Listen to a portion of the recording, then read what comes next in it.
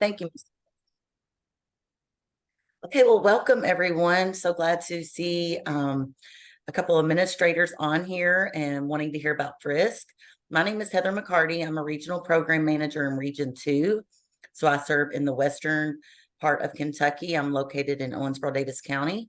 Also have with me Sherry Von Martin. She is Region 11, and she is Central Kentucky. She is located in Elizabethtown. So Sherry has been doing this role a lot longer than I have, but we both were coordinators for many, many years. Mm-hmm.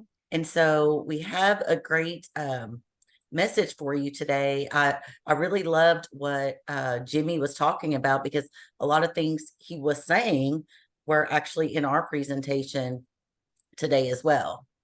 And so our objectives for our session, and we're going to have to be pretty quick due to our time, but we can hopefully get some good information to you all.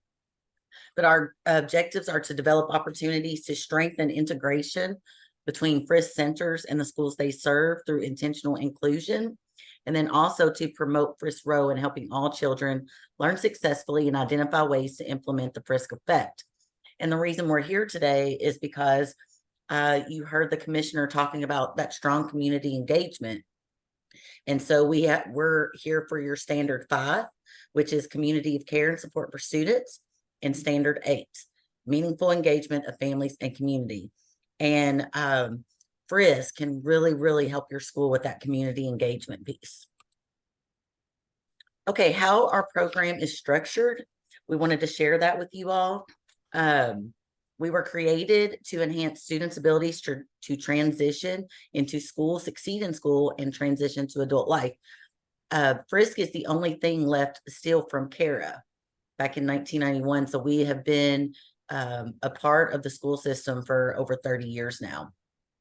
And our focus is on those non-academic barriers that impede student success. For example, poverty, mental health, regular health, physical health, family issues. So our FRYSC can help with those types of barriers so students can succeed in the classroom.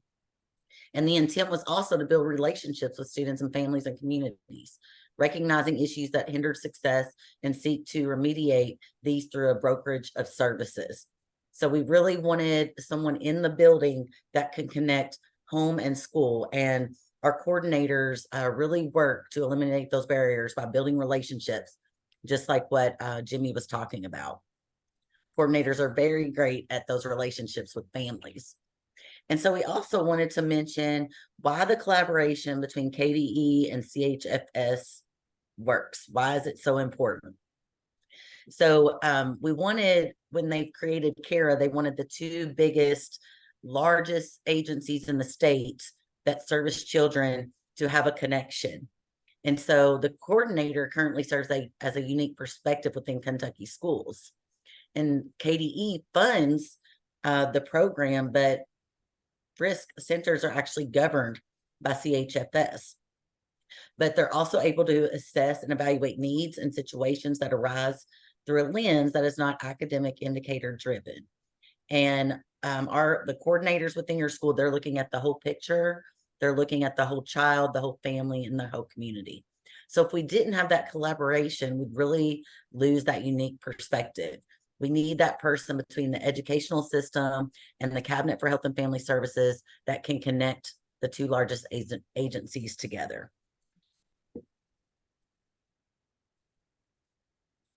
And I'm going to let Sherry talk for a little bit. Thanks, Heather. You'll hear us say the word unique a lot because it is truly a unique program, and the FRYSC coordinator in your school has a unique position that really no one else in the district has. And because we are a mixture of human services and education, with our like Heather said earlier, with our mission being to enhance student success in school, but that in FRYSC perspective encompasses, just like in your perspective, the whole child, and child well-being in many ways, not just learning in the classroom. Um, and that is our role, to try and enhance that. So how is it that your centers determine what they are going to do every year in your school? Well, first, I want you to know that FRYSC services and programming are data informed.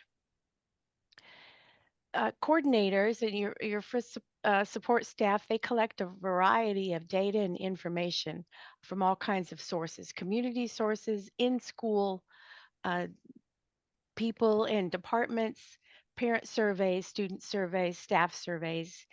We want this needs assessment to be comprehensive and coming from a variety of sources, not just parent surveys. So, collecting this information gives the coordinator uh, an arrow, a direction in which to go, because this information and data is going to tell the coordinator what are the top needs of my school community. What is it that is preventing the students in this school from reaching their potential? Those are non-instructional things. So by doing this, this allows the coordinator to meet the unique needs of their school. You are perfectly aware that one school districts are different. Your district is different, and the student needs are different than a district across the state. Even within your district, one school's student needs are different than another school in your district. And even if you have a center that serves more than one school, and there are several of those in the state that serve one center serving two schools, their two schools are completely different. So by really collecting and focusing in on local data and information, they can really get a picture, a really good picture of the unique needs of that school community, because our program was set up to do that and not be cookie cutter programs. So we also want you to know that this data and information that coordinators collect as part of their needs assessment is to guide all of their programming. And principals have a critical role in that. They have information that coordinators need to determine what those top needs are. Brigance data, KSA data on areas of need, on student gap groups, post-secondary readiness information and data, information about uh, behavior, attendance, and truancy. So it is critical, and we really encourage coordinators to communicate with their principals and principals to communicate with their coordinators, and just keep an ongoing conversation about what's happening in the school and what those needs are and what those trends are. This really helps your family resource and youth service center do the best job that they can for you to help you meet the needs of your students. So I'm going to show you some examples of on one of our data collection tools that coordinators use. I'm going to show you examples of the kinds of items that they collect. Now, depending on whether they're a family resource center in the elementary or a youth services center in a high school or middle school, or a combination of both, they may have 15 items that we ask them to collect data on, or they may have 20 or so. So graduation rates, percentage of students reading at grade level, the top 3 health issues that interfere with learning as reported by teachers and parents. Other items that they collect data on would be the top social emotional learning needs of the students in their school, the percent of children not prepared for kindergarten as they enter, attendance and truancy data, and information on post-secondary readiness and the needs there. What is it that those students need to feel that they um, are more ready to enter life after high school?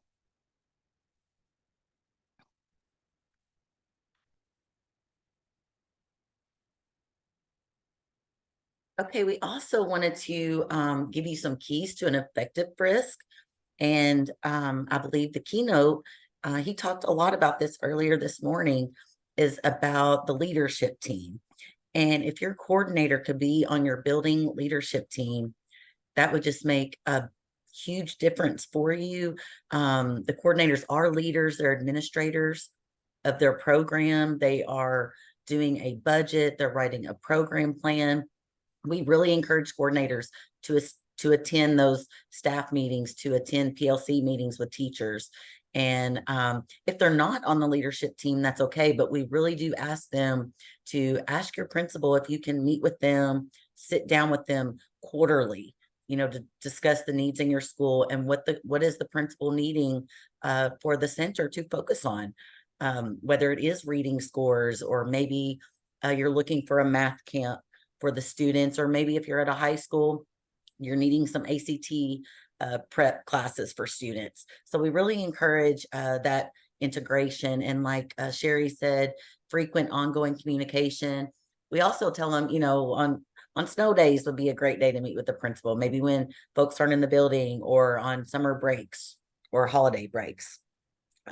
We also ask coordinators, we really like them to share an activity and service summary with building admin, but also with the school as a whole. Some coordinators send out a newsletter. Some coordinators send out a monthly report called Did You Know? That way you can see how many kids are being serviced, what programs have they implemented within the past month, and how many students participated, etc. So we really try to encourage that communication and being on the leadership team. We really have seen that as a best practice. Whenever we see a coordinator on the leadership team, the center seems to be functioning at a high level and high quality. So we do encourage that. Okay. And then Sherry's going to talk to you about some impact reports. And so we'd like for you to be thinking about what is something in your building that you could use help with right now as she's going over that. So I talked earlier about the needs assessment, and that's determining program on the front end by determining what those needs are. But FRYSCs also look at programming and what they want to do in the future by on the back end by doing program evaluations. So what is it that is the biggest issue? What is the biggest issue that you're facing in your school right now, other than personnel and staffing? Um, as I heard Jimmy talk about earlier, about what is the biggest student issue that you're facing? Anybody? And I know one thing for us is attendance and truancy with a certain population of students. Yes, huge, huge. Anybody else? Okay. Well, FRYSCs across the state have implemented some interventions and strategies around attendance and truancy. So and activities, programming, interventions to address a variety of things that come up.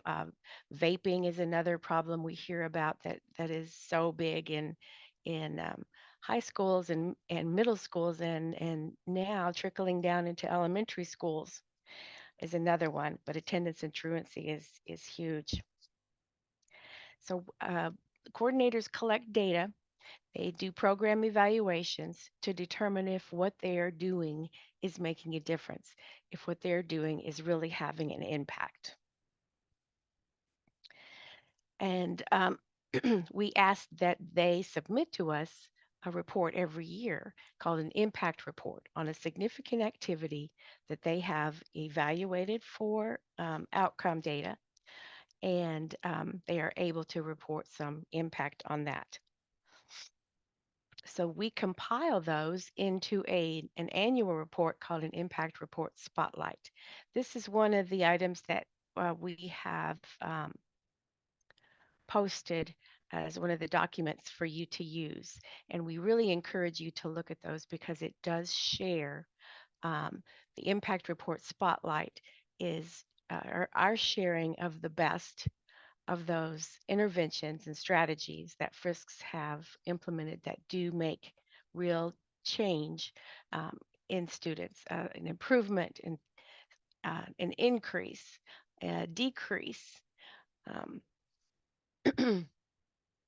real change, not perceived change. So we do really encourage you to look at those and see what the possibilities of your Family Resource Youth Services Center has for you to help you meet your school needs. We use these impact reports to share with our legislators, with our districts, community members, um, the division, the cabinet for Health and Family Services and KDE, um, because we want them to know that our program works and that FRYSCs really can help you meet your needs in the school. So we really encourage you to reach out to your coordinator and see what kinds of things they are evaluating, see what their programming and activities that they are looking at, and really working towards to make an impact on your students. Here are some examples. Excuse me. Um, as everybody in the whole state has had, I've had, the crud. So these, I still have some left over. So please excuse my my gravelly voice this morning. So these are some examples of um, data and interventions that have come to from impact reports from centers across the state. Coordinators have demonstrated increase in parent involvement and male involvement by their programs, um, targeted groups, working with targeted groups of students for attendance, truancy, increasing physical activity by looking at baseline and after intervention, number of minutes of physical activity a day increasing, or BMI being reduced, reading, math activities through tutoring, after school program that's focused, academic mentoring, and they are able to demonstrate real change.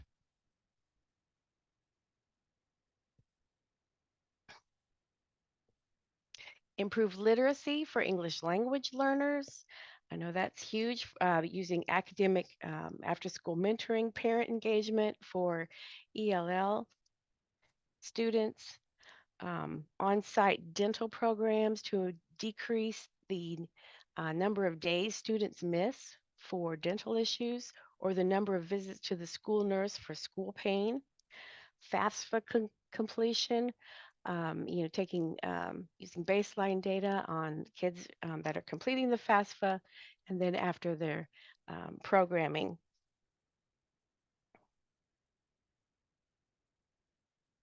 Increase in homework completion.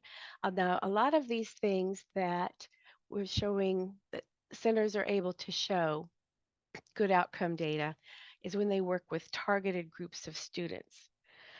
We have centers that have targeted student after school programming, tobacco education groups, ACT scores increasing, parent engagement, and increase in kindergarten readiness by the things that they do. So those are just some of the examples, again, that are FRYSCs have reported with the data they Sherry, can get I from add something program to that? evaluation. Sure. On our impact report spotlight, it's the document that's included on the grid. These are just quick examples that Sherry went over with you, but if you go to that spotlight report, it will explain how the coordinator made this change. For example, how the coordinator improved attendance, how the coordinator improved kindergarten readiness. It'll explain what that coordinator did with baseline data and outcome data. Yes, exactly. Thank you. You're welcome. If you want to read more about it. For saying yes, exactly. It will on the impact report, they share details about the intervention they implemented, how they evaluated the program before and after. So we usually have a pre and a post So, and there's, like I said, there's a variety of things that they've reported on: attendance, behavior, health issues, academic, specific academic topic Mhm, improvements. So we really urge you to check that out so you can mhm. see the possibilities. And that's what I hope you get from this, is that you can see the possibilities of how you can use your family resource center and use services center to help you, to help your Mhm. students. And the coordinators are currently in the process of writing their new continuation program plan at this time. So like you said, Mary, you know that attendance and truancy with a certain group of students is an issue. You can let your coordinator know that, and they can really be focused on working on that for the next school year. And you said this, Heather, but I'll say again, all that information is linked in the grid. I Yes. can't layer it in this chat because I think it'll go to everybody. But if you go Okay. back to the grid, Mhm. I'm looking at every single thing that you guys are talking about. Mhm. So be sure to go back and use those resources. Thank you. Thank you. I know, so we're done at 9:30. Is that correct, Ms. Sparks? So, okay, gonna try to wrap us up quickly. So just a couple more thoughts on best practice to maximize the FRYSC effect. Is that supportive and positive relationship with administration? We really do need principals to help advocate for the FRYSC program, that we are more than just a closed closet, that we can do so much more. We can improve reading and math scores. We can improve attendance. There's so much more that FRYSC can do. And we, we look to principals to help us advocate for that, that message out into the school. Collaboration with school-based resources and programs. We always encourage coordinators to collaborate with Title I, to collaborate with your guidance counselor, work together on your programs and the needs that you're trying to address. And of course, collaboration with parents and community organizations. And that last bullet there does require the coordinator to be out of the building some, because when they are out networking with those community partners, they're able to bring more resources into your school. Yeah, So those are our three absolutely. best practices. We had an activity, but I would like for Sherry just very quickly to tell you about the documents that we have uploaded for you. Right, right. So we have uploaded the impact report spotlight, as we talked about earlier. Mhm. I really encourage you to look at that. We have also uploaded something called the DACM, which is our job profile for coordinators, and an excellent tool for hiring new coordinators. You know, two things we would probably agree that two things that really impact the success of a family resource and youth service center program in your school: are they doing the optimal job? Are they doing the best that they can for you? Is two things. One, having the right person in place. So this job profile tool, the DACM, could really be useful to you. The second thing is being partners with the leadership in the school building. That is really critical to a successful family resource and youth service center. The other thing we have uploaded for you is a core components guideline. Each center, well, family resource centers and youth service centers have mandated components set by legislation. So the needs assessment that they do determines the top needs within those areas. So this is a description of those mandated components. The needs assessment data sheet, you can take a look at all the different kinds of data that your family resource center, youth service center collects, and they're not, the data they collect is not limited to that sheet, by the way. Also, we've included a personnel evaluation addendum. This is a FRYSC specific tool to add to your, if your district requires you to use a generic personnel evaluation tool for FRYSC coordinators, this page makes it more FRYSC specific. So everybody gets a clearer idea of what's going well, strengths and needs. So we will thank you all for being here and joining us this morning. We've given you some thoughts and ideas on how we operate, and also the possibilities again for how you can maximize that relationship. Thank you. Thank you, Sherry. Thank you, Heather. I did add a link to the grid. Appreciate you guys this morning. I think there's a lot of great resources for everyone that was in this session. I will encourage you to take advantage of that. And if you want to go back to the main session, and then you'll be directed to your 10:40, 11:10 breakout.